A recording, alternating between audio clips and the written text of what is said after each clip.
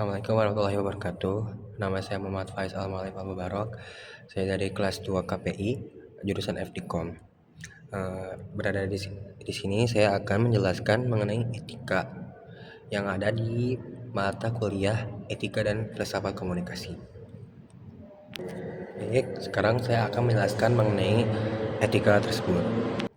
Tentunya kita sebagai makhluk hidup, sebagai manusia, kita pasti tidak asing dengan kata-kata etika. Kita sering mendengarnya, bahkan melakukannya. Mendengarnya itu baik dari perkataan orang tua atau nasihat para guru mengenai etika tersebut. Kemudian dari mendengar tersebut, kita mengamalkannya atau melakukannya. Nah, sekarang apa sih itu etika? Baik, saya akan jelaskan. Etika menurut bahasa atau KBBI yaitu ilmu tentang apa yang baik dan apa yang buruk, dan tentang hak dan kewajiban atau dalam kurung moral. Kalau yang saya ambil dari buku Etika karangan Kees Bertens atau Key Bertens, etika itu berasal dari bahasa Yunani yaitu ethos dalam bentuk tunggal. Dalam bentuk tunggal ini, ethos memiliki arti seperti kandang, padang rumput, watak, dan masih banyak lagi.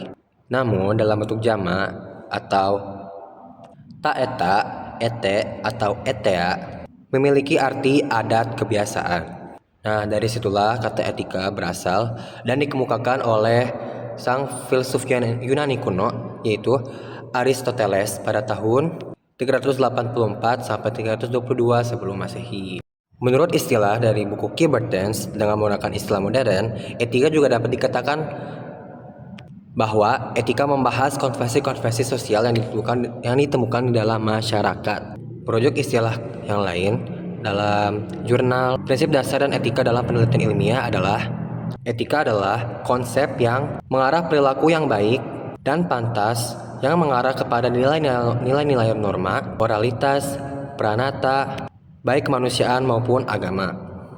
Menurut jurnal lain, yaitu Universitas Terbuka, etika memiliki istilah yaitu ilmu tentang yang telah biasa dilakukan atau ilmu tentang adat kebiasaan. Sekarang etika menurut para ahli.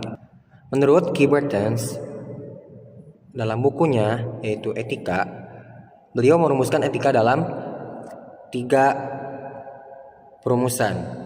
Yang pertama, kata etika ini dapat berarti menjadi nilai-nilai atau moral-moral sosial yang menjadi pegangan seseorang atau suatu kelompok dalam menjaga atau mengatur tingkah lakunya atau tingkah perilakunya. Yang kedua, etika dapat diartikan sebagai kumpulan asas atau nilai moral. Dan perumusan terakhir yaitu yang ketiga, etika juga memiliki arti ilmu tentang yang baik atau yang buruk. Konsep etika menurut ahli dari buku atau penulis dari buku Etika dan Filsafat Komunikasi dalam Realitas Sosial yang ditulis oleh Juwita Paujiah dan kawan-kawan, yaitu etika melampaui tata krama. Juga bahasa dan etika itu saling berkaitan erat karena bahasa adalah bagian yang terpenting dari interaksi manusia.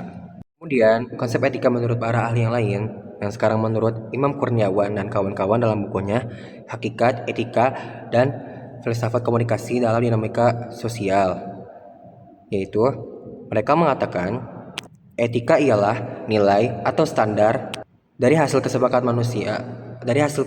manusia untuk dijadikan sebagai pedoman atau sebagai cara pandang. Untuk konsep etika yang lain, William K. Frankena mengemukakan yang ditulis oleh Profesor Dr. A.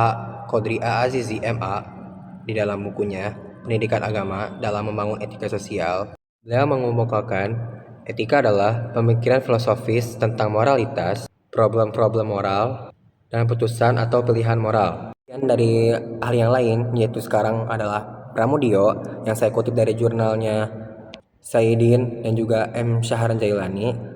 Pramudio mengatakan etika itu sama dengan kata moral, yang berarti keduanya memiliki arti adat kebiasaan. Sekarang kita beralih ke kesimpulan.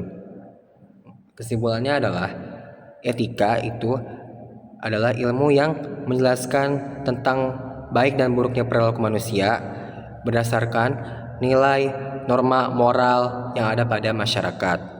Etika juga berkaitan dengan kebiasaan, adat, dan kesepakatan manusia dalam melihat apakah ini benar, apakah ini pantas. Dengan kata lain, etika ini menjadi pedoman bagi manusia agar bertindak sesuai dengan nilai kemanusiaan dan norma sosial.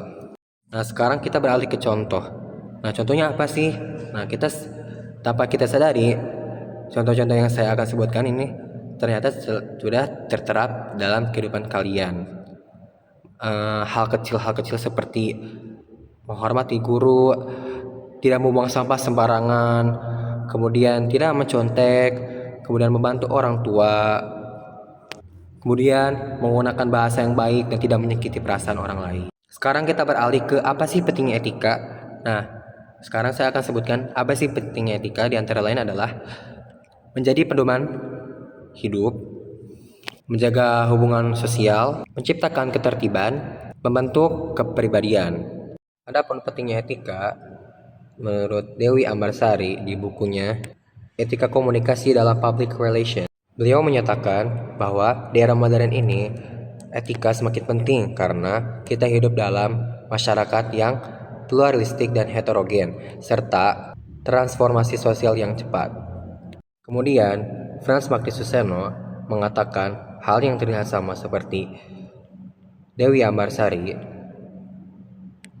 Frans mengatakan dalam bukunya Etika Dasar, alasan mengapa etika di zaman ini semakin diperlukan atau semakin penting.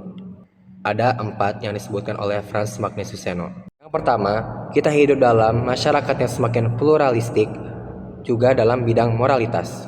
Kedua, kita hidup dalam masa transformasi masyarakat yang tanpa tanding.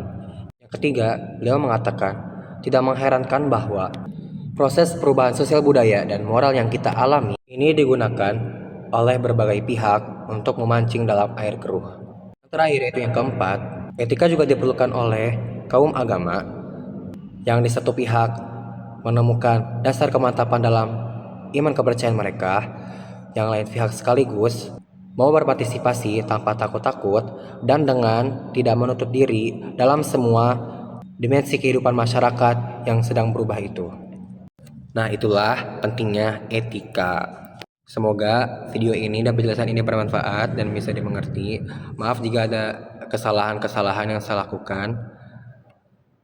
Dan terima kasih.